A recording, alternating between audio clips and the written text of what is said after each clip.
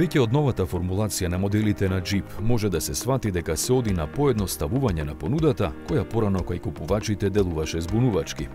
Имено и двата модела се на располагање во стандардна и продолжена верзија со мотор со иста зафатнина, но со различна моќност и доста различна цена. Wagoneer стартува од 60.000, а Grand Wagoneer од $85.000. Конфузијата сега ќе биде намалена со исфрлањето на Wagoneer и ветувањето дека сите негови купувачи ќе добијат третман како и оние на Grand Wagoneer.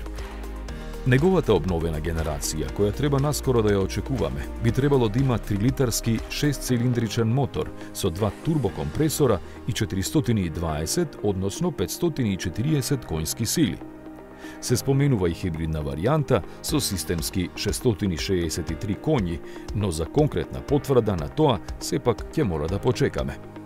Jeep од Grand Wagoneer лани во Америка продаде 12.000 примероци, а од Wagoneer 3,5 пати повеќе.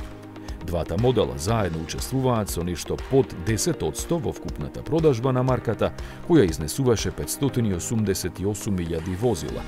Во 2018-та, Jeep на домашниот пазар имаше пласирано 973.000 единици.